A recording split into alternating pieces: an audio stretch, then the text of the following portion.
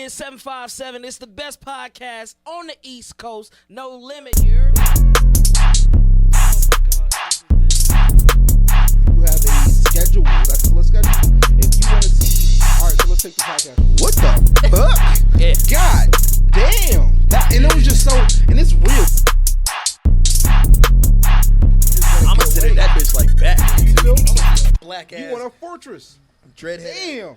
No Limit Podcast with Shogun D-Lo. So you said it back. Let's start this over. Time and time again, we come back with the best of the best in the biz. You already seen first season, so you actually already know what the name is. But for the ones that don't, we are the No Limit Podcast.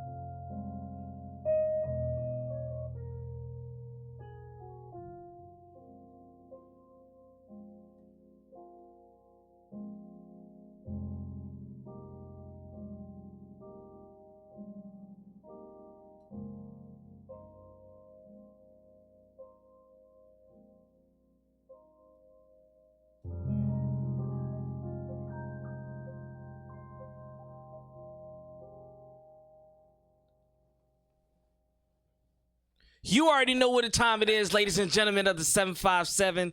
This is the best podcast on the East Coast. You're now tuned in to No Limit with your guy, Just Said, D-Lo the Shogun. And ladies and gentlemen, if y'all haven't ever caught the vibes already, yo, Zachary Hines is in the building. Peace. And Lord have mercy. In the beginning of the show, before we started rolling and everything, I told him, I was like, yo, bro, just bring the vibes. Just bring the vibes. As y'all already know, he's been on the show before. Last time we had a teaching moment, and I feel like the 757 we needs it again.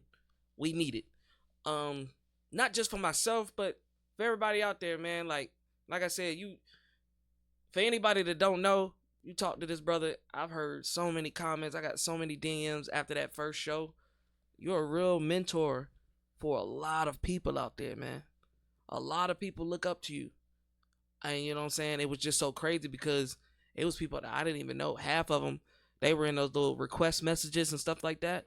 And I'm looking like, man, where are these people coming from? It's like, yo, you got an opportunity to talk to Zach? You got an opportunity to get Zach out? I was like, yeah, man, he had a whole teaching lesson. Like, we had a whole vibe. And recently, I had posted a clip up, and your message right there, it was just like bold. Like, yo, if you don't know who and what Fortresses is, then you're losing right now. You know what I'm saying? You're losing. And this is only the snippet of the vibe that he brings. Last show, I talked about it. I was like, yo, bro, bring that piano this time. You know, next time, bring it. And as soon as I'm outside, I was joking. I was like, yo, you bring that piano? He was like, sure did. I was like, okay then. The vibe is already set, bro. And I'm watching your whole set, you know, and I'm just like, bro, that is talent. And I know it took practice, and I know it had to be, you know, it took love for the art for you to master it. You know what you're doing, you're still learning. But I'm watching your fingers do everything and the sounds, and I'm like, yo, how do you get a unique sound? How do you do it? Like, what motivates you to do what you do, man? Well, you were like, want to hear yourself think. You know, and you'd be like, I got it right in front of me now, you see. So imagine you're painting like, I don't know, we could say extra dimensional shape. Right? Okay. We just kind of, right? So your musicians would say that's A flat major 7, right? So.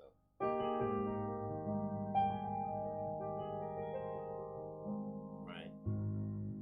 And all of that is A flat major 7, that whole sound. And the texture.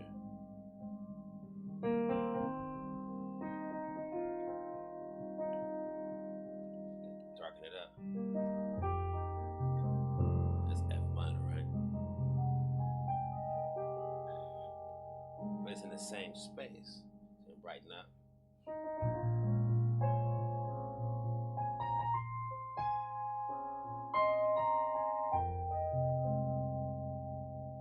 Mode makes a major.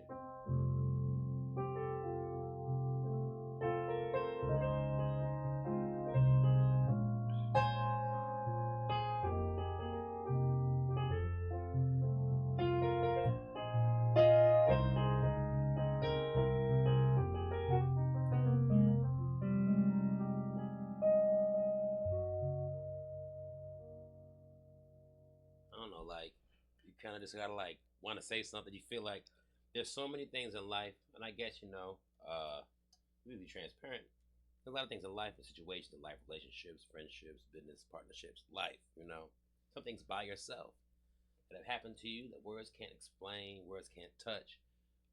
Misunderstandings that never got to be worked out, and by the time there was even a chance to say anything about it, the crisis has already come to flames. You've given space to the things that have gone, you know. But you gotta know that there's still a way to express and say that. And music is timeless. We as humans only discovered it. To be able to participate in something so mighty that God has made is a blessing by itself. And I just continuously, like I said in my post, I challenge people to, when they talk about music, to really embrace their love for it and have a more deeper and intimate connection and understanding of it, that they can have a more enlightened dialogue. The only reason a lot of the artists that come around here come with drama is because they just don't know how to have harmony. Okay. Hey, look, Hey, look, he got the glasses off, and I'm looking with the glasses on. I'm just like, boy, you speaking. I'm just You saying. speaking to the ones that actually truly love music. I've said in multiple shows before, my father, for all his kids, he made us, pick up instruments and stuff like that. And I never picked up the piano because I always felt it would be like too hard. I was like, man, there's so many keys and so many intricacies to it. Like, oh my God, just nerve wracking. But I personally, at 28 years old, I want to challenge myself to learn the piano because that right there, ladies, I know y'all see it. We got the red lights on. We try to make it real smooth for y'all. You know what I'm saying? We try to make it real smooth for y'all. But I just feel like when you hear that piano and you hear somebody that really know how to make love to music or understands music, it sounds so good, bro. Like, it sounds so good. And I'm just looking at this shit like, damn. I'll teach you. Bro, teach me. Teach me, because bro. Matter of fact, we're on a larger platform. I think it'd be an excellent opportunity for the people that follow you and are connected to you to really be able to come together, because I would be happy to just give group sessions to people who are willing to want to learn. It's a difficult thing when it comes to pulling together programs. People don't want to provide resources and money, but we're in a space now where please just give what you feel is worth to you. Exactly. Because of time and energy, if we can work together to learn music, we've learned music together, we can create music together. I mean, that's how it all really happens. You make music with the people you make music with. I'll show you. I'll show you how to make music yourself, so you can express yourself. And we'll get right to it. My goal, especially when it comes to teaching people music, is to help them like do the thing that they wanted to do. Like what you really want to do. Just sing a song. Okay, you want to be able to back yourself up. Well, there's a lot of fundamental things in music that a lot of people miss. That no matter what instrument you play, you need to know. Not because it's some dogmatic truth that can't be shaken. Everything can be, you can call anything what you want. But just so you can have a context to communicate with a person that may have more knowledge or a mastery in the instrument that you really want to play. I'll get you jump started understanding what music is about, so you can talk to the people or work with the people that really do know the things you want to know, and you can speak with more confidence, experience, strength, and hope concerning the subject matter at hand. By you saying that, like you said, understanding music and actually having that intellectual conversation with people that actually play instruments and understand instruments and understand the sounds and how everything's supposed to be orchestrated and things like that. I feel like the music game now is just slap on some 808s, slap on a little bit of this, a little bit of that, go in there and punch in, and we gonna make a song. Like, for me, don't get me wrong, I'm not gonna shun any producers and engineers out there, because it is delicate work and it is hard. You know what I'm saying? But I have noticed that a lot of people don't use live instruments in their music anymore. They're quick to go on Splice, or they're quick to get a beat that's already made off YouTube or whatever, and just like, yeah, let's use it.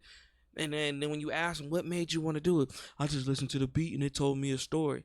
But I feel like you would get a better story if you actually learn that instrument that's going into your song. I feel like it would be more passion, more love. You would be speaking to more people if you understood everything that goes into it. Well, I think there's an innocence to people who are just like participating in music that makes it unique. Like every person unique in the world has their own approach to music and what they feel it sounds like to them. The more that you learn music institutionally, because I didn't go to school for music, so the more you go to school and study things and stuff like that, you kind of chop away what made what you did unique, that thing that came from your heart. That's why I can't like enforce any true dogma of music on anyone, because the more you enforce an intellectualism about it, the more you kind of like keep people away from being able to express themselves. There just has to be some kind of happy medium where we can meet and communicate. And so the people that lack those conversation points or knowledge or whatever, yeah, they're holding themselves back. What I will say, to agree to your point, however, is when people aren't collaborating with musicians or trying to make music, they kind of miss out on what made the music that it used to exist important. What made it beautiful? It was the knowing the musician, working with them, connecting with someone you could trust to work and make a sound that you know is unique to you. Um, but also we have to remember that we're in this time period where it's so beautiful that people who have never been able to think it was possible to make music have different sounds and accompaniments at their fingertips that they can experiment and try. So those artists that are able to make projects with their YouTube beats and things like that, or have a producer homie or someone sit the beat or whatever, and they're able to make a song that people know and they're well known in this area because of what they've done, or notwithstanding where the beat came from, it's more a true testament to their actual talent and marketability at least their writing and performance skills, and whatever else things they did with it, that they are able to be in the rooms, like we said, with the people that do music that can give them those insights, because there's thousands and thousands and millions and billions of people that have access to this stuff, but not everybody is going to be dope enough to actually be able to rock the mic and sit in these chairs in your interviews. That is true. So the ones that did get there gotta be the best of them. That is another true statement. I feel like what I've been doing so far, what me and D-Lo, our initial goal was to shine light on Virginia as a whole, the talent, the entrepreneurship, the musically inclined, the intellectual. It's just so many people, so many powerful people in Virginia, and the light is dimmed because of negativity or a certain narrative. And you know, you got some good ones to come in here, and then you have some ones that come with the drama and stuff. And like, the drama's cool every now and then, as long as it's factual stuff. It's just like, I mean, you've seen it. You know, these last couple shows that I've been dealing with, I'm not gonna lie to y'all, I've been rushing into them. Like, I've been, all right, cool, you can do a show, you can do a show, and that's just because I lost my boy at the end of the day. Like, I lost my balance, you know, and it's kind of hard playing both sides. Like, he was more business-fied than I was. I was the, hey, let's make some jokes, let's bring them in, let's have some drama moments, let's have some fun moments, and let's continue. And then now I'm pursuing both roles, so it's a little difficult. I'm not saying that I lost my passion, but it's hard to continue without me just bombarding myself with so many people. And you know, I appreciate everybody in the DMs. I appreciate Mr. Zachary, Hines, Mr. August, you know, everybody that's been checking on me, or just personally just, hey, look, I don't want nothing from you, I just want to know if you're okay. Nah, I'm not okay. I ain't gonna be okay for a good little minute. It's a different type of vibe when you have somebody that believes in your dreams and wants to pursue them with you, and then one day they're gone, you know. Ironically, these last couple shows between Mr. Zachary Hines and Mr. Stewart, shout out to him, Ezekiel's Will, you know, his show, I got to sit back and kind of reflect on a lot of things. And this show, you know, Mr. Zach saying, yeah, I got you. I'm just here to make sure you're all right. Do a show. I'm just going to vibe out. So I appreciate y'all, because I ain't been able to release myself for real like that. You know, I just keep busy, just working and podcasting and trying to network as best I can. But I want to give the 757 100%. I want to give the 540, the 804, Virginia, the whole East Coast 100%, and really put No Limit exactly where we thought it was going to be years from now. It's just gonna be a little difficult without my homie, but like he said before everything happened, don't you quit, don't you stop, no excuses. So I'm trying to live up to everything he said. So, but yeah, man, I appreciate. At the end of the day, like I said, I appreciate every one of y'all, and don't think I'm just not reading DMs or anything like that. It's just sometimes I gotta take a break on. Sometimes I'm just not social media ready. Like, I just don't want to be involved, you know. So it is difficult, but I will say, with losing somebody that's so close to you, a lot of y'all have dreams and ideas to really put a spotlight on this area, but you allow yourselves to get distracted by subliminals or petty beefs. And at one point I was entertaining it because I'm not from here, so I wanted to get the information. I wanted to know who's this, who's that, you know. So I make myself in the clear, you know. I'm not trying to piss everybody off, but a lot of the grievances that I've been hearing on the shows and stuff like that, it's just been petty, man. It's been a lot petty, especially for the black community. It's just like, we're better than this. We should be better than this. You know, at the end of the day, we all have a passion to be great and to do great things, but we're stopping ourselves with this negative connotation that everybody's trying to get over on you, you know. And it's sad, bro. And that's why I kind of been telling everybody, like, the No Limit, when you walk through this door, we didn't say y'all are family just because it sounds nice on camera.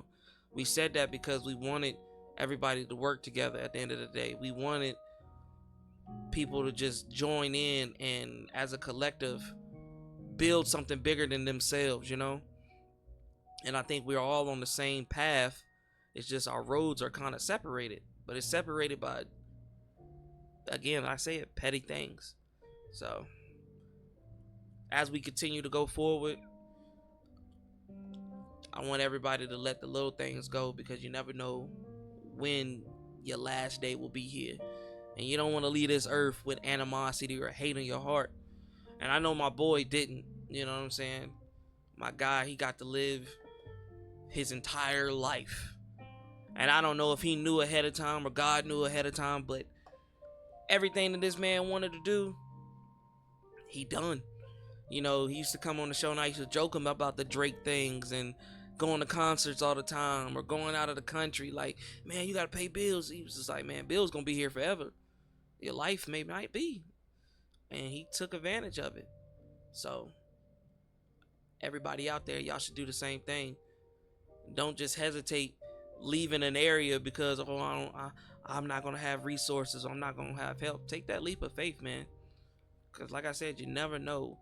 People are dying all over the world nowadays, and I hope when they leave this earth, they feel happy or satisfied, you know, no regrets. That's pretty much the only thing I wish for. But you know, he had to hit with this somber music, and he's getting me in my feels right now, and I'm just like, yo, he's hitting hard. He's hitting hard.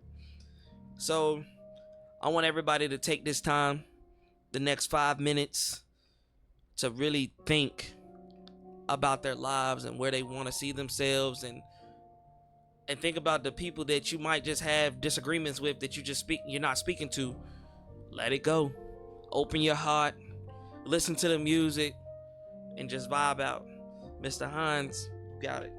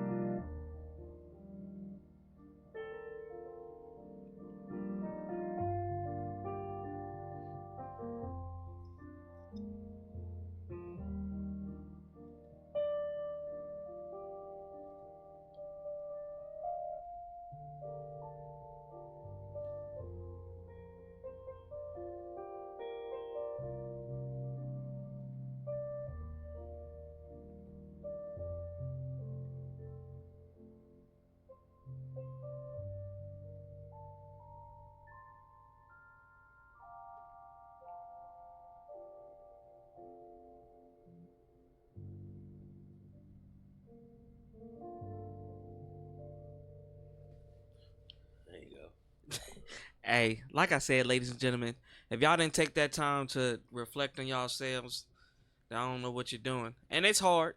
You can't force people to do it.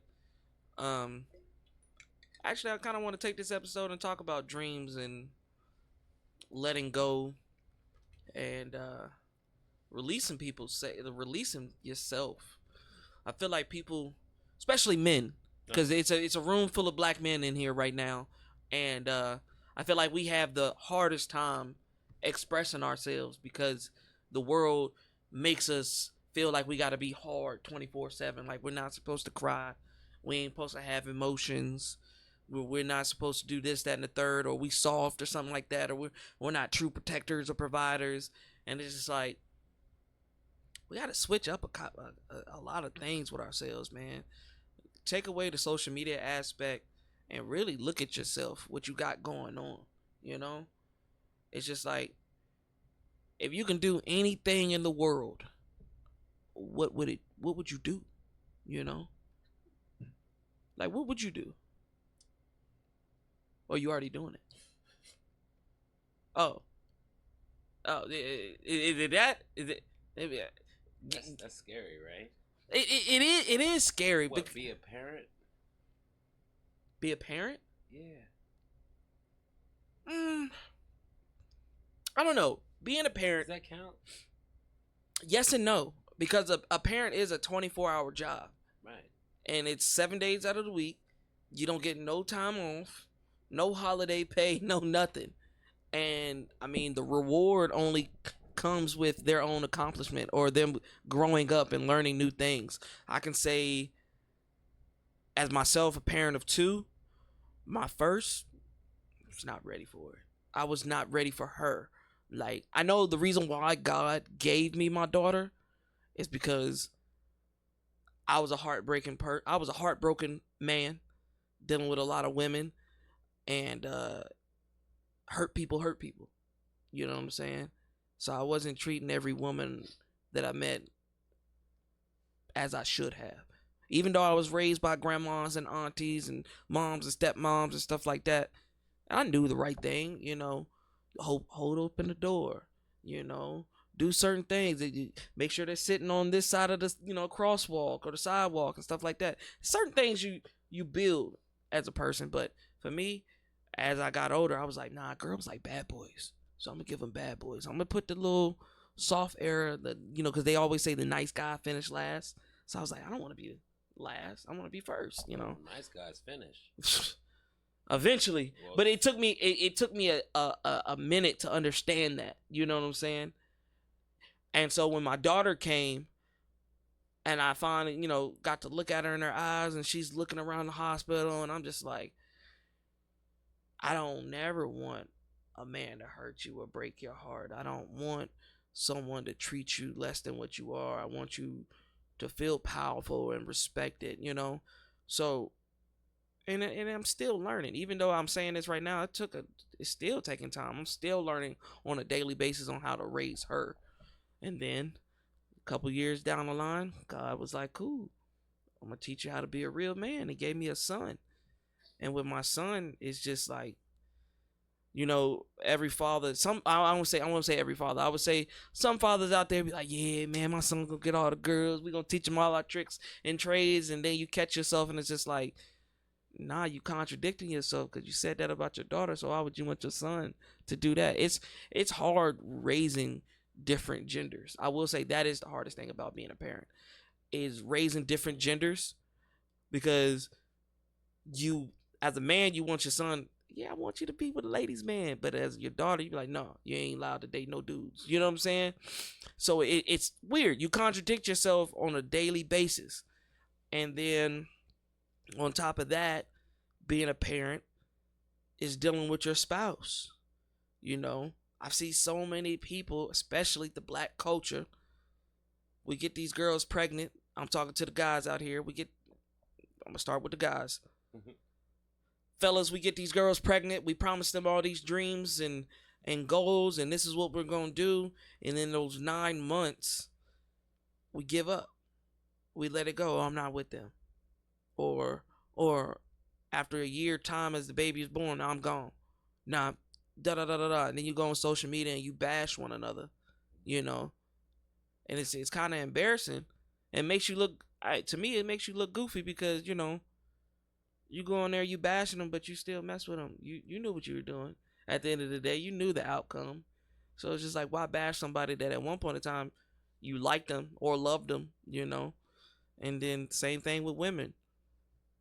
Y'all go on there, oh yeah, I love him, I do everything for him, and then when things go wrong, it's, oh, this nigga didn't do this, he didn't do that, and da da da da. He's bashing again, and then my first thing I say to myself is, well, you knew. I've had this conversation with multiple women on so many occasions. That, well, guys know how to cover it up, and guys know how to do this, but at the end of the day, it's your body, it's your temple. Take care of it. You don't have to sleep with every guy that has money or a nice car or a nice smile, or he takes you out, or he pays your bills, or he tries to woo you. You ain't got to do it. You know what I'm saying? I'll be honest with you. I really think right now in society, right now is a time when women have had a lot more liberties than they've ever had. Bar that one thing that recently happened, there was a one legal thing that happened with Roe that kind of frustrated that. However, I'm not a woman to speak on those topics. However, I will say that women have achieved many great social and political, spiritual liberties in this time, and for all of the dialogues and whatever opinions may come to surface about how the world's changing socially, I just want to give so much great strength and give the space to support and be an asset to all the women in my life who have been able to do things that never been able to do, accomplish things and have ideas and opinions and manifesting businesses and things and creating spaces for people and revolutionizing in a manner that I could only imagine. I needed to post haste change my perspective of what I thought a woman could do and what a woman was before. I needed to silence myself and make myself thoroughly present and aware to bear witness to all the things that have come, things that I could never have accomplished, And in this time of divinity, I need to make a point to strengthen my own skills and make sure I'm valuable. Because after all, these women are superwomen and they take over the world or whatever, I'm going to want to be in the conversation. I'm going to want to get invited. I'm going to want to be in the new country. I'm going to say, yo, do I got a space where I can do my thing? It's kind of ironic because one of my homeboys, one of my brothers, we were sitting out in the backyard a couple days ago. I think it was Saturday, matter of fact. It was either Saturday or Friday. And, I told him, I said, man, this whole time I was trying to build a team. Like, I need a team for this. I need like this, and this. And I need somebody to understand what I got going on. I need this, that, and the third, blah, blah, blah, blah, blah, blah, blah, blah. And I told him, I said, man, it took 10 years. I said, don't get me wrong, ladies and gentlemen, everybody out there, they're going to look at me and be like, 10? Yes, I said 10. I've been with my baby mama since I was 19.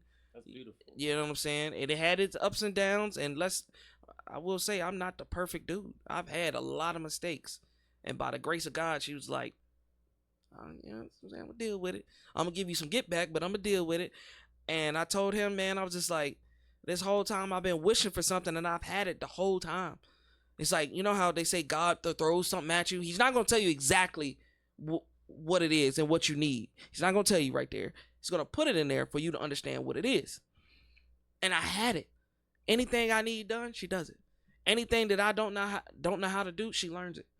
You know what I'm saying? And I say it every show. A lot of those cover arts and thumbnails and stuff like that, I didn't design those. I don't have time, bro. I got 2 jobs and I do podcasts 4 days out of a week. I don't have time to do that. She does it. She learned how to do it. You know what I'm saying? Teammate right there. Exactly. Like so many things that deal with the No Limit podcast, the intros and everything like that. She did that. Hey, baby, I ain't gonna be able to do this. I don't know how to do it. I don't got enough time.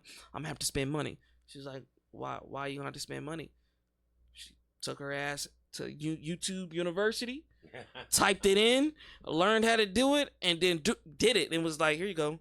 And I'm just like, wow, I didn't spend a whole lot of money in my career trying to figure some things out. She was like, I watched you, but I'm not gonna just do it for you. You gotta ask.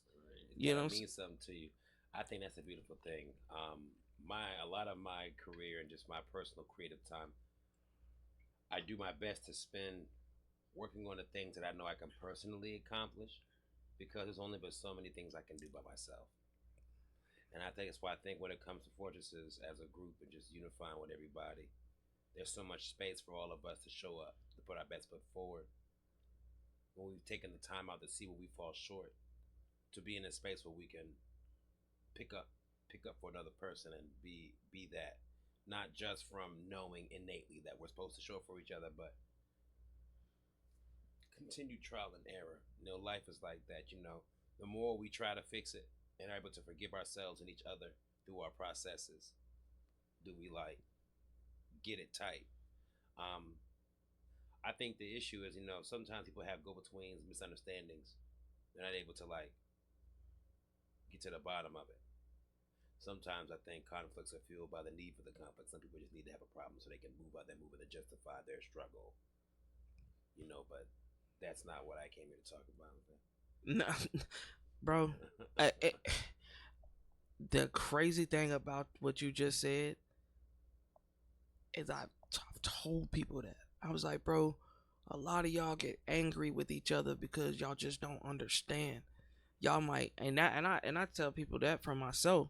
I was like, sometimes when I tell people when they got a problem with me, don't text me, don't message me, don't even call me for real.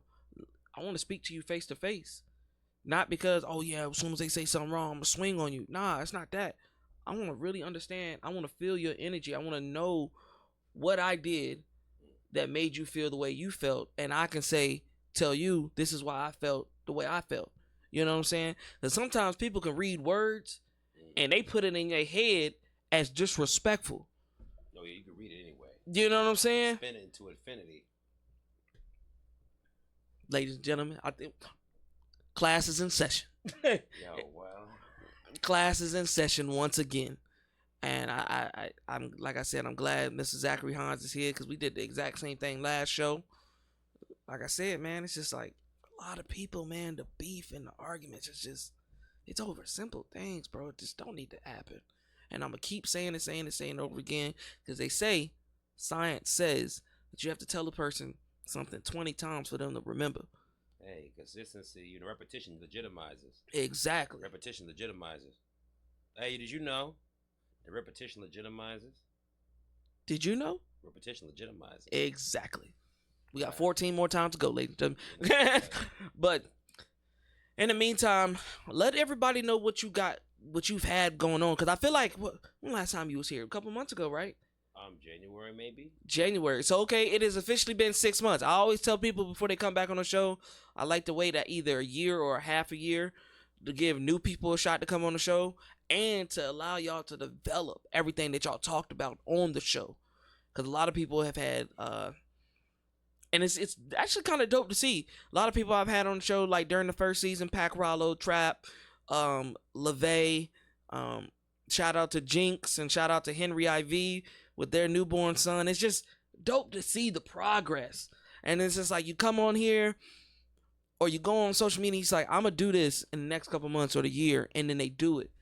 I feel like a proud parent. That's real. I feel proud. It makes me feel good. I got one young bull, shout out to Zion Rainey.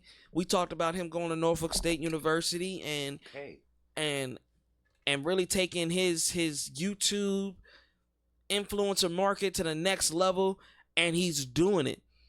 Now, don't get me wrong, I had to correct him on certain videos. I'm just like, hey, bro, you chill out. But he's doing it. He's taking the resource for what it is. You got almost thousands of people, it's thousands of students and faculty around that area that you can shoot content with. He was like, yeah, and he's doing it, and I love it. I give him the praise every time I see it. And other people out there, Pat, he's modeling. Trap Star Mogul with Cannon Wolf, he's doing it. He's traveling. I've had Truly Fresh on here with Trippy Tuesdays. I've had Khalif Bryant with Bucos, Truly Fresh Bucos. I just had Kanji on here. He's releasing a boxing event coming up. I've had 18 with their verses. And of course, I've had Zachary Hines with Fortresses. Like, come on now. Fortress is coming, huh? Like, you can't stop the greatness. You know what I'm saying? Oh, don't forget about Kid T with Southern Belle Fungus. That's yes. the homie.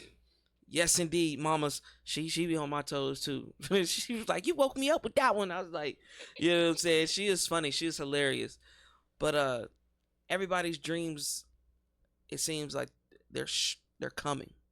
So keep pressing, keep with the consistency, and yeah. But that's for y'all's praise. But I got to go back to Mrs. Zachary Hines. Like I said, what's been going on? I don't know. Going to church. Yeah. It's not a bad thing. Oh no, not at all. Why would it be? It's not the way you said it was like going to church, but That's why I think to me it's like that's a dope thing. It's a thing. I think when I was young I felt like I was getting picked on a lot, right? So I won't vibe him. Now I don't care if I'm grown. I go in there. picked on for like going to church. Oh no way. What's that? Oh, okay. That's all. Okay. In church. Oh, okay. Okay. Yeah, but they don't. Whatever. I just know that it's a vibe to be able to be somewhere where you at home. Right. Now when I get picked on, I like getting picked on now because you know me enough to say something about me. Oh wow. Yeah. Hey. I'm in your brain. But but deeper than that, there's a lot of people in this world that are alone. Whether they inflicted it upon themselves, they really aren't, and they just don't know, or whatever. But for every day that we know that we're blessed and surrounded by people that, whether we know they love us or not, it's kind of like wanting to show up for yourself. I just, life is short, man. And I just grateful. My greatest apprehensions, I think, come from, I guess, I don't know. My greatest apprehension comes from, it's a hard one. I think it's like making the wrong intimate decisions. Scars last forever. And yeah, like I watched a video when you just said that. I watched a video last night, and a guy, he was doing interviews, street interviews, and he asked his older cat, and this guy had to be around 60, 70 years old, and he was like, "Man, what's your biggest regret? And what would you tell your 20-year-old self to avoid?" And I'm gonna put it straight up like he said. He said, "I would tell myself not to be a hoe. I could have avoided a lot of trauma, causing and witnessing and taking in trauma. You know what I'm saying? If I would have just stick with one woman, did the right thing, my life would have been a lot better." And he was like, if I would have knew how to understand myself before dealing with these people, my life would have been a lot better. So I definitely agree with what you're saying, because it's a lot of women out there that I don't regret meeting, but I regret dealing with in a certain aspect, And me and my child's mother, like we've had those conversations. Hell, we had a conversation like that last night. I was just like, because I was so hurt in previous relationships, when I got to her, I was like, "Oh yeah, I'm gonna get you before you get me." I was just like, "Oh, you did something from my last." And then when she was like, "Okay, let me see how you like it," and did it back, I couldn't be tender about it. But at the end of the day, I told her last night, I said, "Man, I could have avoided a lot of this BS that we went through if I would have talked about these issues with you, or if I would have got or seek the knowledge to trying to find myself." When D-Lo passed away, before he passed away, I wasn't going to church. Couldn't find a church home. I told myself, I used to go to church with my grandfather all the time and my aunts and stuff. And after he passed away, I stopped going to church. And like when I moved out of here and stuff like that, I was like, well, I'll go to church when I find a church family. I'll go to church next Sunday. And I kept pushing it. And then when D-Lo passed away, and ironically, with his passing, he put me in the church element again, and hearing a pastor scripture or the word and stuff like that. And I'm just like, I miss this feeling. Bro, it's the sanctuary. That's the real thing. I was vibing with it. Even when I go out of town, I go out of town, I go to New York or something, I'm walking down the street, I see a random church, I'm walking in it. Sanctuary. It's a space where, I don't know people's beliefs are. It's not a problem. However, I will say, if I go into a sacred holy space, I know that I can justifiably say, my phone was turned off. I can justifiably say that no outside forces can harm me. I won't allow them to. I've no longer made myself open to receiving any fell energies, you know. And even if that's just some personal mental thing, this is how I want to get when I'm in those types of spaces, you know, and I can really chill. It's like I've been really world tired, and I've been doing this consistently, nonstop, since like what 2011, 2012, when I started my business 2013. Um, when I started my business, and I started deeper than that, when I started unifying and performing and connecting with people and bringing people into the house and opening up my home and doing the jam sessions and really just having that big thing. You know, I thought in my mind and a fantasy that through our unification, we would continuously be connected and we would over time find ways to make sense of all of the misunderstandings that we've all had, that we have come to be together, that we take accountability for our connections and what we've done, right? But as time goes on, you know, I can't speak for the world to say what really is and what is not. We have our entire lives, and I'm sure as long as I continue to thrive and be alive, I'm sure people will stay as far away from any of my footfall as possible. But it's just like I remember thinking that if make a strong enough impact to bring people together in a manner that we will now all be together and we will have lived in this you know utopian space where we are able to be unified and come to understand how to solve each other's problems and help solve our elders issues in the community, come to step you know together to find the challenges that are harming our communities on a personal level where we live and our own personal issues and solving the mysteries of what has happened to relationships and what things are. But you know, in our youth, we make mistakes. You know, whatever we do along the way, you know, it don't be like that. You know, it gets tough when it gets down to the nitty gritty. It looks good on paper, you know, but as time goes on, while the impact was great and was made, and to all the people who were on looking at the supernova as all the concepts and songs and things were born, uh, know of it, you know, and as time goes on, the songs and the music and the culture for this is when it was created. You know, people are still able to delight in it and to talk about it like it's been this thing. I remember when you were at the train station and things like that. But all the stars that were born from this explosion are scattered throughout the cosmos. Isn't that crazy? Like when you just said that, and again, I'm thinking about it. I was just like, back then, I was dealing with artists and stuff like that, and I wanted them to feel that stage presence and feel what it feels like for people just to watch you. They don't clap, they don't smile, they just look at you. And what you were just saying at the train station, and I'm gonna say it again, ladies and gentlemen, played at the train station, didn't even know who he was at the moment, but it sparked something. It was like a big bang. Yeah, shout out train station, shout out Robert Wetley, shout out Cypher Tuesdays, which is still going on. Shout out to Q5, more life to Q5. Y'all make sure y'all send support to Cypher Tuesday, and as he continues to elevate the platform, a creative platform for artists to find themselves, do their thing, and share it with the world. So I want to make sure I definitely make that plug. Go back to what you were saying. I think you got to elevate it since then too. What do you mean? Cause last time we had spoke about that, it was just like, I don't know. It was just, I wouldn't say a chip or a grudge, but it was something that was bothering you at one point. Oh, things bother me. Things always bother me. But you got to think about this. My perspective on the movement is we're all a big family. It kind of goes back into what I was talking about with the supernova type thing. We're all family. Like, you can have an opinion about your neighbor. You can have an opinion about your brothers and sisters. They're going to have done something that you might not like or whatever in life or whatever. But no matter how you feel about a person, you're still out here together. We all are present about a greater thing. We all are about something that's progressing the movement forward. There's no real statement on anyone's personal motivations because we don't know. We aren't each other. We are ourselves.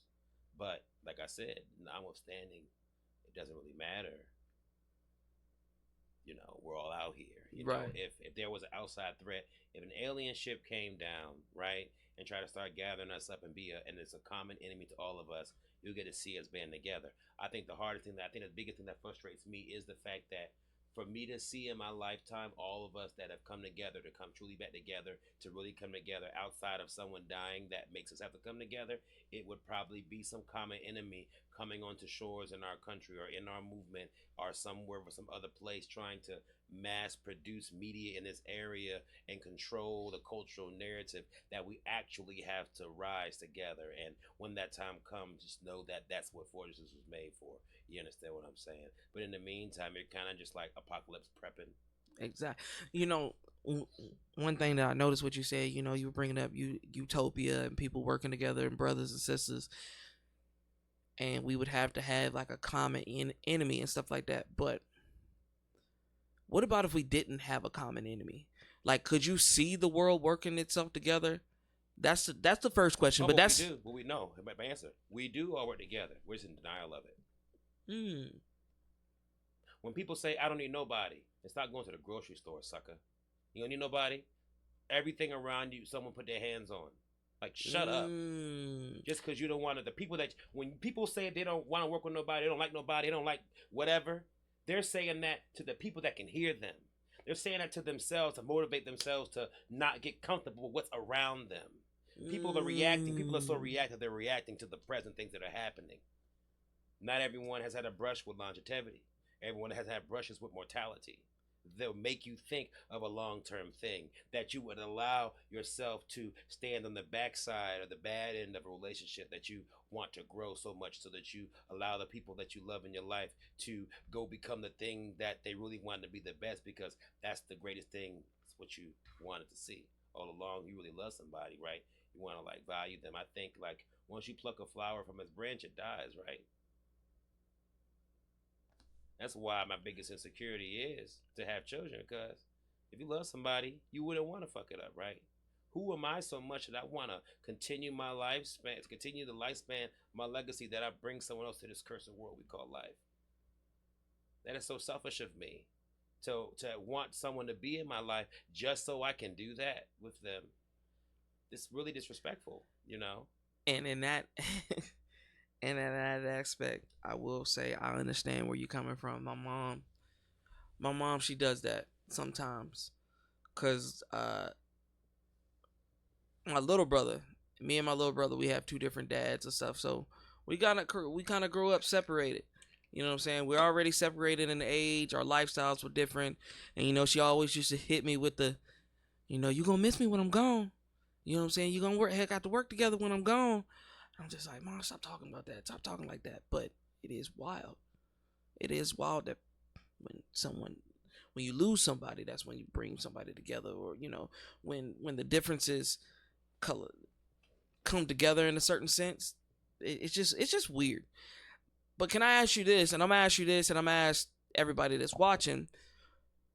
What would need to be done for everybody to work together? Subsidy. Say that again? Subsidy. What do you mean by that? The people that are working hard need to get paid. People that want to work with people need to pay people. People stop playing games. If you smoke weed, you got a budget. If you put gas in your car, you got a budget. If you eat food, you got a budget. I guarantee you there's a more generic food brand of food that you're eating that you could spend less. Every excuse you're making, stop making it. What if you didn't make that excuse? People are making excuses. I make excuses. That's the reason why I said go to church. It won't some holy statement. My father told me, every time you don't go somewhere you know you should be because you feel some reason that just came up in you as the enemy keeping you from your destiny. I felt that so much. So a lot of stuff be blowing my schedule. But I'm like, F it. I felt that so much because I do push it. I do push it out the way. I make, and it, like you said, man, excuses are a motherfucker. Like, because they're so easy to make. Hey man, you want to come out here? Nah, I got this, and this, blah blah blah blah blah. Hey bro, you gonna be here next week? Nah, I got that. It's so easy to make. And then when you sit back and look at it, and I do it to myself, even with editing and posting stuff and stuff like that. Sometimes I'll be like, all right, I'm gonna do it after this show. All right, I'm gonna do this on the next commercial. All right, I'm gonna do it. And then next thing you know, what could have took you 5 minutes to do, you done pushed it for 6-7 hours, man. It's just that one I took to home because I can say personally for me, I make so many excuses. But I even double you down one. Could you imagine that I would make a business that I would challenge people to think is important, so that way I can get away with not doing all the stuff that people would want me to do instead? And I'm just coping with the fact that I've entirely and fully justifiably alienated myself from what could have been my normal life. And I would have felt bad about it, but people hate their regular lives so bad, brother.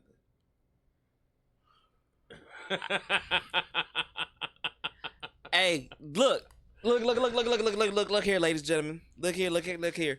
And I tell y'all every time he comes here, it's a teaching moment. And I honestly, I feel like we should do this show like every 3 to 6 months, because it is a teaching moment. And they always say God put somebody in your corner or in your face when you really need it. He took off the glasses and he said it, and you've been saying something that I've been thinking about this whole time. Like,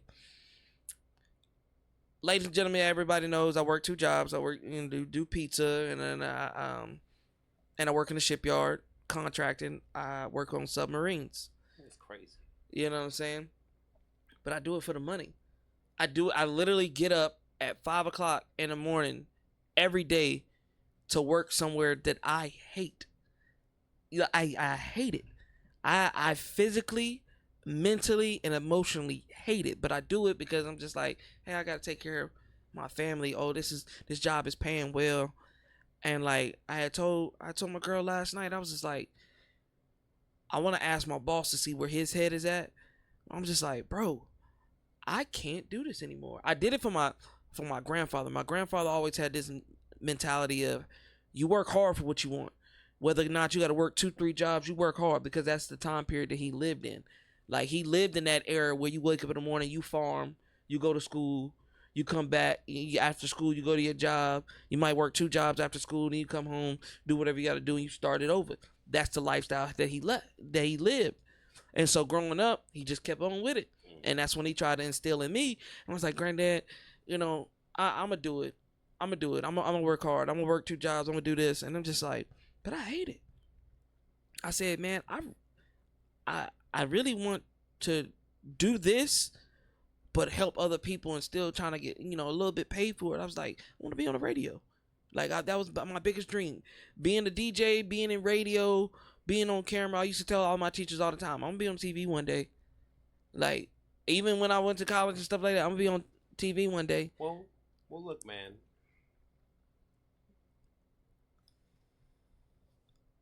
Because you don't have any more opportunities to say that to me, okay, and not be doing it, okay? All right? Now, I just came and I gave up all of my inner what the hell. Yeah. So I'm going to tell you this, brother, because I came here, it's about unification continuously. The reason why you haven't been able to conceive doing anything besides work the jobs, because to be free, it makes it more than you by yourself. What makes it work is everyone working together. I'm telling you right away that I'm willing to help you, Charlotte right there, you got a degree in strategic communication. There's plenty of people that are willing to help you do what you're trying to do, but the first thing you need to do is start focusing your journalism on telling the stories that you want to be heard. And then you can raise your consistency because you're not waiting for anyone, and allow people to endorse you. Now, I already told you, I came into the table saying I'm willing to raise money for us to do something progressive, to bring people together.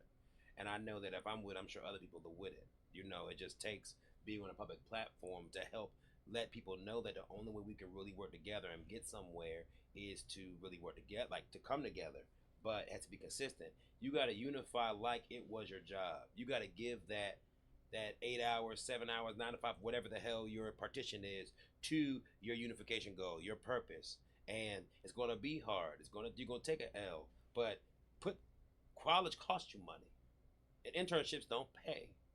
So if you're willing to take a job, an internship, and take training and get messed around with Hayes and blah, blah, blah, blah, blah, but you can't, like what I did, sit on a street corner on 21st and Jefferson every day of the week in the front of the Moton building and play for the cars passing over the underpass when children get off the school buses. Oh, damn. Right. Oh, damn. And the Instagram video came out that year, so you're the first band in the area having videos of band activity. It just so happens, like Mr. B said, ain't no formula to making a big difference. It just so happens to be right time, right place, right energy. And right now, you got the right energy. And you're in the right time and the right place to make a decision. knowing that you're surrounded by people that are willing to help you. I won't dare see you fall based on the fact that you got angels with you, that are telling you you have to. I've lost too many band members to life. You understand what I'm saying? And I'm not old. I can't not do fortresses. Whatever the hell I thought I invented, trying to do whatever I thought, then cash a business check. I needed a business. So I had to cash a check. Now it's something that has more meaning to other people than I could even fathom. I was just saying a Plato quote. The Guardian Society should build the foundations of their fortresses with music. But I'm just an individual. But you're sitting here trying to figure out how you can do it. You got to do it. I'll show up for you. Let me know. Tell me what you need me to do. Yeah. I don't know. I'm trying to be real, and I got these glasses on right now. I'm trying to be real. It's just weird for me right now because, like I said, long live D-Lo. He was the same way. I watched this man quit his job for my dreams and stuff like that, and he believed in it. He used to tell everybody at the end of the shows, if y'all watched them, hey man, make sure y'all like, subscribe, comment, because we trying to retire our mamas. You know what I'm saying? We trying to do bigger things and help everybody. And then I got another homie, one of my brothers, and he's the same way. I got messages literally 30 minutes before y'all showed up. Hey man, you just need to go ahead and leave that thing alone, man. He said, you don't belong there. He's like, you ain't never belong there. You gotta do this. If your lady with you, it's time for you to get out of there. That's my word. Exactly. So if your lady's with you, get the hell out. With your woman, you can do anything. Oh my gosh. I even have another shout out to A-Team, shout out to A-Train, A-Booger. I'm my bad, bro. I might be butchering the name right now. I got a lot of things going on in my mind right now. But he came on the show first time meeting me. He was like, man, I ain't know how this show is gonna go. He was like, but I gotta respect you. He was like, you true with your journalism. And I'm just like, journalism? I was like, I just be real. I be authentic, man. Like, that's all I am. That's all I know how to be. It's hard for me to be fake because I gotta stick with that 24 hours, and that seems like another job for me. You know what I'm saying? I don't want to do more jobs. You know what I'm saying? I want to wake up in the morning and be happy. Like, I want to wake up in the morning and people look at you and be like, you just see their face and you're just like, and I'm just like, good morning. You know what I'm saying? Hallelujah. Like, you know what I'm saying? We go into another day. And it's just like, why are you so happy? Because I love what I do. Right. And not just for the money. And, I had this, me and one of my business partners, we had this argument. And he was just like, man, you gotta get money from it. And I know you gotta get paid because bills gotta be paid. But it's just like, I'd rather do something and be happy and smile and give 100%. And even if I don't get thousands and thousands of dollars for it, I still do it because I loved it, And I'm in that predicament at 28 years old. I'm in that predicament where I'm just like, I'm looking at myself and just like, you gonna keep doing these jobs for the money, or you gonna do what you really, really, really love, and just take that leap of faith. I'm a big comic book head, ladies and gentlemen, as y'all, like me and D-Lo was. That's why we was brothers. Big comic book head, and if y'all ever seen Into the Spider-Verse or, Spider-Man, Miles Morales or whatever like that, in the movie, he's just like, you just got to take that leap of faith, Miles. You know what comes with leaps of faith? Promises. Boom. Make a promise and deliver it. And I guarantee you won't need that job. What can you do with your platform now that you can promise your audience that they can participate in? That's why I was saying, like, you got a week. You kicking out 12 news stories a week, no matter how long length. You kicking 12 stories or whatever arbitrary number, You Yeah. kicking 12 stories. You got other correspondents, and now you got a whole show. You got people tapping in. You can promise that people say, well, and the haters, I love them the most. They're gonna be the first in line waiting to see if you did it, just so they can say something disrespectful. Put that knife on your neck, man. Put that foot down on the ground and say, look, bro. Make a promise that you can deliver, that people can pay for. It's like when I did the Fortresses hats, and I did the first batch, and I was like, yo, Fortresses hats pre-order. People tapped in. That it was like 3 a.m. people tapped in. You see what I mean? Because they know I deliver. So they was ready for the new promise. I was like, I dare this nigga to not give me my hat. You know? Shout out to Tia, because she was on that shit. Not even... if y'all know, y'all know. Tia, you know. That shit's funny. Man. Oh, my gosh. But yeah, I definitely agree with that. That was Marv P. Yeah. That woman. No, it wasn't you. It wasn't you, but it was the fact that you said it. Like, She supports the merch. Yeah, like, she is on the merch. Like, she... And that shows support. Like, but that's my thing. Like, no matter how people slice it, misconnections make connections. There are people out here. That's a perfect example. That's why I shout her out. There are people out here who are waiting for you to make a No Limit shirt, so people can go, give me that. Yeah, exactly. You know what I mean? But it's like we as independent business owners have to show other independent business owners, the people who are afraid to take that leap, how the economy is circular. On a family level, how we're willing to show up for each other as a community, willing to stand in the area for each other and show up for each other. All the communities that you see that have persisted through time because people care about it. It's not just the paying gigs. It's not just, I don't know, what else is there? Job, I don't know. It's not just that. It's people caring and supporting, you know? And also, the artists that be complaining about never get paid are just probably whack. Can we say that? Is that a thing that people like? If you're an artist, right, and you ain't never got paid, but you're like trying, there are people around you that aren't trying to pay you, and they're ignoring you when you ask. Everyone's talent. Everyone has talent, you know. I believe practice makes things better.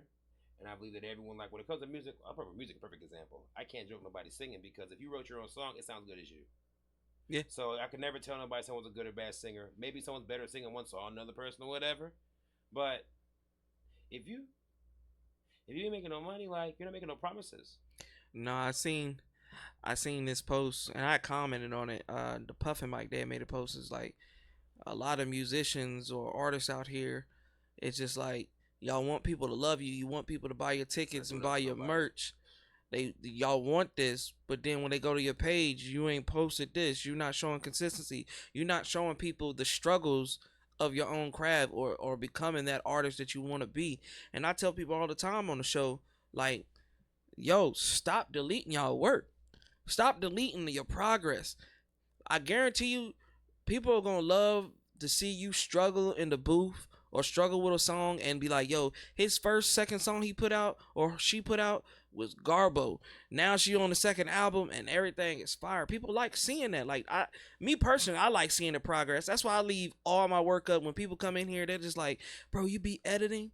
You be taking stuff out? Nah, I want y'all to hear my speech impediment. I want everybody out there to think, oh, I stutter, I can never do this. Now, I stutter all the time.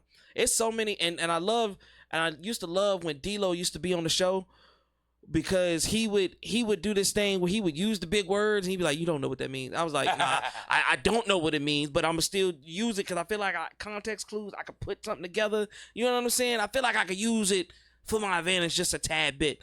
And he'd be like, bro. I was like, yeah, I'm going to do better. I'm going to learn these words. I'm going to learn this. But I want to show people out there that might want to do what I'm doing right now. You can have a slur in your speech. You can stutter. You can butcher your words. I mean, I do it all the time. Like, even if you watch the beginning of this show, I butchered words or trying to catch up. Like, I just want to give people inspiration that, hey, look, you can do it. There is no excuses.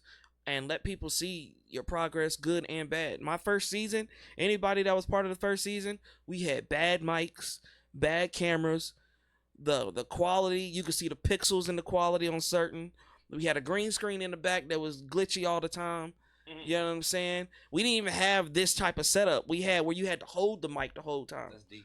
You know what I'm saying? I want people to see, like, nah, it wasn't, oh, yeah, I'm going to take a $50,000 loan and I'm going to create this magical podcast space that just looks perfect. Nah. I want y'all to see the progress. You know what I'm saying? I want y'all to see, this is season 3 right now. When season 15 come out, you be like, damn, they on marble floors. They got live band audience playing. Like, this right here, this is just the beginning. This is season 3. You know what I'm saying? And he was already here for the season 3. Last time he didn't have a piano. Now Mr. Zachary Hines is in the building with the piano. And with that being said, Can we get another selection, my brother? I'll play something. As a matter of fact, you like Khalif Bryant music, man? Yes, sir. Hey, okay. Before you start,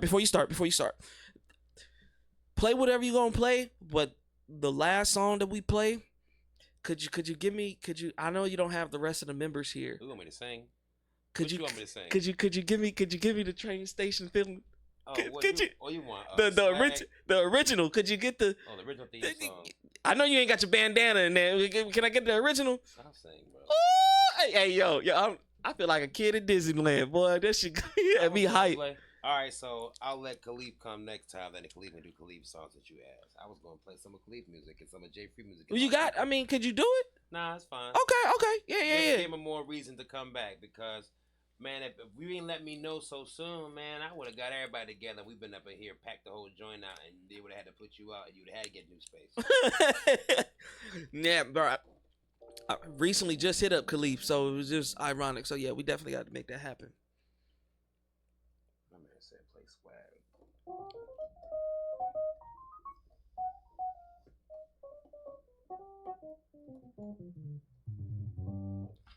That's an old song, man.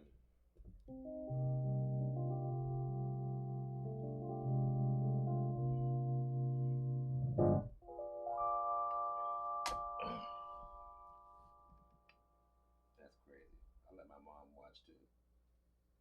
Y'all crazy. I've been that one. Mm-hmm. Oh man. Yes, that one right there. You out of control.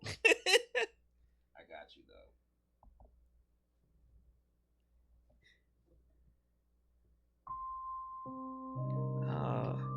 I gotta get this right here. I'm sorry, brother.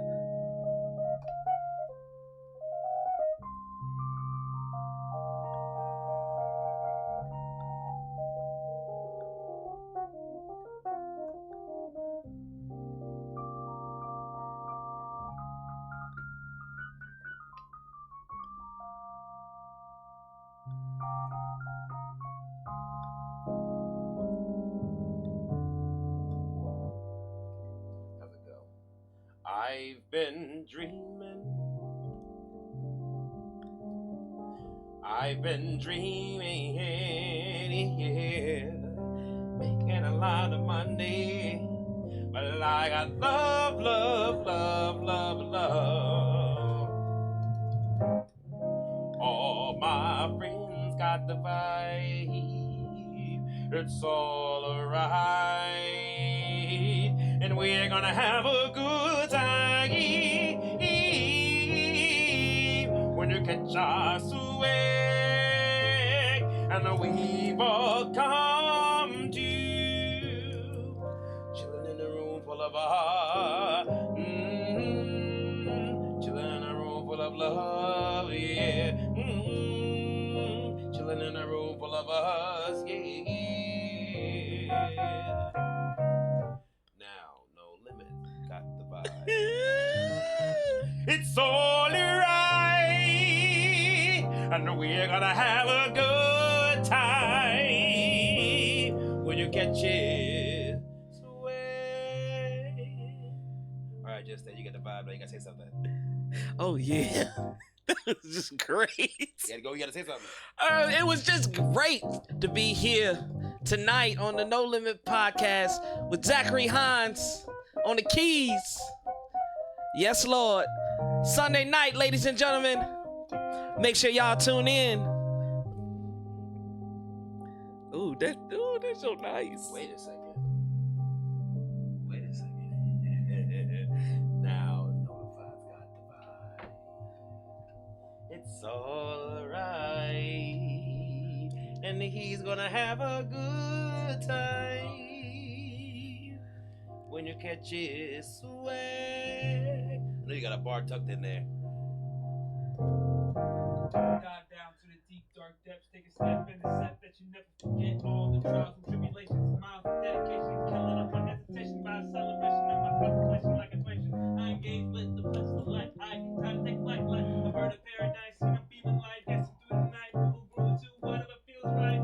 And it don't stop now. I keep this until I wipe the sweat off my brow. Take a bow, say these vows while I clown them down the place. Welcome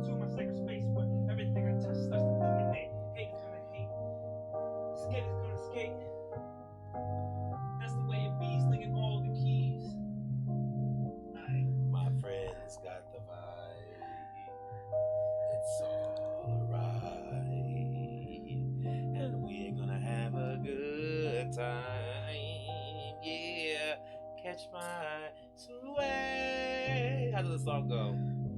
I said, girl, you can shake that ass. Show me what you working with as you take off all your cool. Girl, you have got the moves that really get me in the mood while I provide the groove. Girl, you can shake that ass right there. You don't have to ask. Oh yeah, forget about the past. So play, girl, you can shake that ass. The next part. Oh yeah. Here you go. I've been traveling through darkness. A well light that shines, a frequency rising. I feel you coming on. The thought of you surprising. I've been listening through silence. What shapes appear? I do believe timing will set us on our way. The touch of you's inspiring.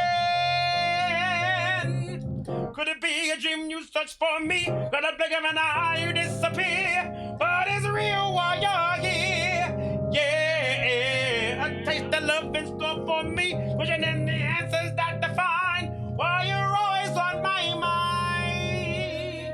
Across the horizon, shining on my mood, it is the moon. Feel it coming closer, but my eyes cannot see. Move next to me as they're happening to me. We've been going through changes, becoming strangers,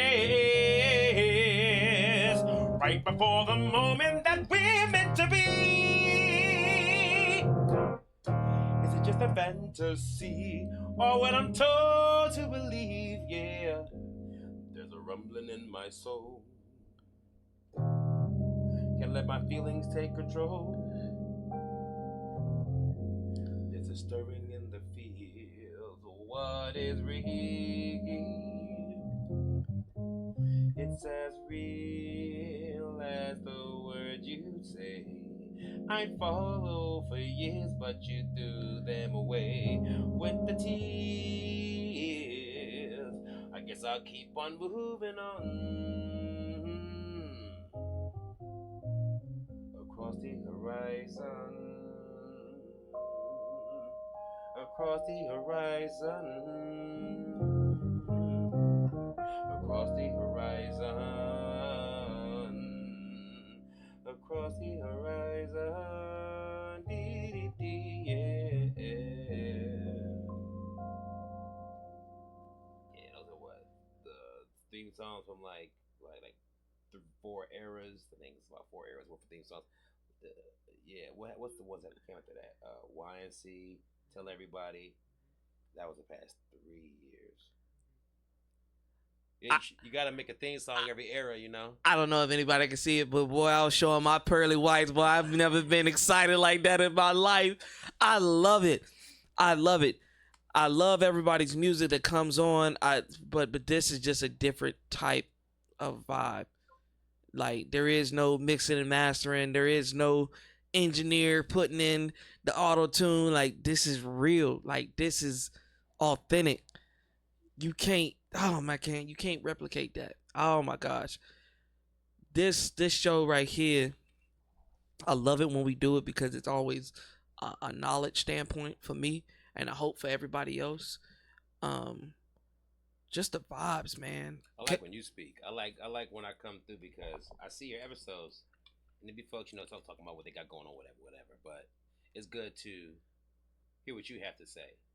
There's no actual way for you to personally execute making an episode about what you have to say because then it wouldn't be your show. It wouldn't be the show you created. But for there to be a paradigm that makes the space for you to do your thing, I think is good. So it's like I'm just grateful to be able to assist in allowing you to be able to make the most out of your platform that you and D-Lo built together. Yeah, cause it's like, man, you can't. Like I said, you can't just make this up. Like I said, I'm not even. And I say it all the time. I'm not from this city. I did not graduate from here. So, and even when I did get here, I was in the military, again, working 2 jobs and stuff like that. So it was just an idea.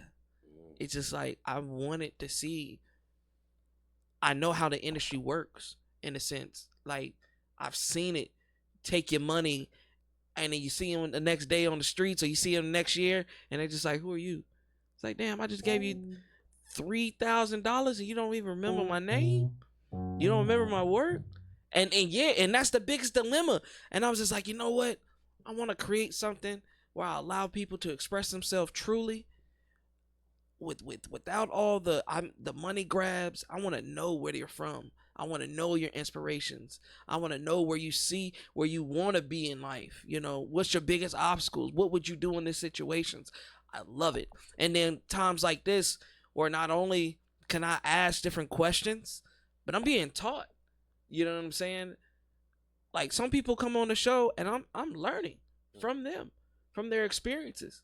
Like this show right here, ladies and gentlemen, I learned a lot.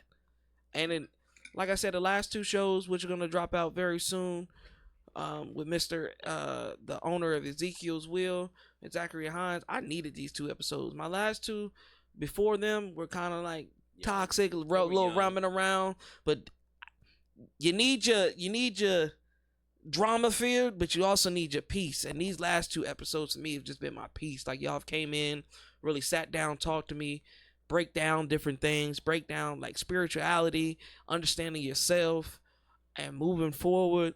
And it would be wrong for me not to say I love y'all for that. You know what I'm saying? I appreciate that. I appreciate it so much. See, ladies and gentlemen, I almost said shit, but I didn't. That's just it happens. You know? But could you tell the people what you got going on? What's coming on next before we end everything? Okay, so most importantly, well, thank you first off for just keeping this platform up for people to do their thing. Every first Friday from 6 to 10 p.m. right, Virginia Beach, 607 19th Street, near the ocean front. Also, every third Saturday morning from 9 to 2, a.m. to p.m., we do the entertainment for the BB Flea, the flea market of Virginia Beach. I might have mentioned that last time, but once again, we're there. Love for everyone to come out. If you want to vend, it's a vintage-only vending space. You can definitely go and register. You can go follow them at BB Flea. I have a section for them on the Fortress's website. If you want to contact them, you can actually learn about them and reach them there too. So there's a lot of different opportunities to get in contact with them. Please come out. I think I just recently put out a project at the Eclipse called Oasis. Yeah. And it's really good. I like it. Lawrence is playing the steel pan up there, and I'm playing the vibraphone. So if y'all are into that, that's jazz, that's some really different instruments really right there. Fly. Yeah, it's really fly. I really am proud of that project. Like I said before, and you mentioned, I just been chilling for real. Like everything's been so very overwhelming. This is there's a unique space in my life right now. For whatever reason, I couldn't tell you. It's so overwhelming. I just kind of take it a day at a time. Make sure I do my paperwork and return my emails and things like that. So I don't cut myself slipping and be put out in the street because I made some bad decision. I just want to be able to continue to be a full person for the people in my life that do care about me. I don't want to slip away entirely as I'm trying to make things make sense. I know that a lot of people are going through things as well, and for every opportunity that I have to be able to perform our show and do my thing to be a beacon of hope for those who wish to stay determined in the challenges that is their life, I just want to, continue to give God the glory and just show my gratitude by persevering. Yeah. But all the people who were supposed to hit me back about different things, business arrangements, like every time I do an interview, I gotta say this: if you got a misconnection, or you supposed to call me back about something, or you had a gig for the booking for something, or you never wanted to buy some merch or anything like that, or you just like me and you wanted to tell me that, just say something. I don't bite unless that's your thing, and even then, we gotta talk about it first. I just really want to make sure that we're tying up loose ends. It's not very often we get opportunities to be on a public platform we can speak to more than one person at a time. So I just want to make sure that anybody that forgot to hit me up about something, just hit me up, man. And I don't like text. Like, if you can call me, you can do that. If I don't know you, yeah, text me. Exactly. Ladies and gentlemen, this has been fantastic. Y'all got a whole show. Hopefully you got some knowledge, some things to think about. Just like the last episode we had with Mr. Zachary Hines. Take the knowledge for what it is. Use it to your advantage. And be great, be prosperous. Love one another. Work with one another. And let's unify, man. Especially the 757. Let's unify. Let's work together. Let's push forward. Because we got it. We got multiple platforms here to do it. Let's make it happen. Till next time. Peace and love. Yeah.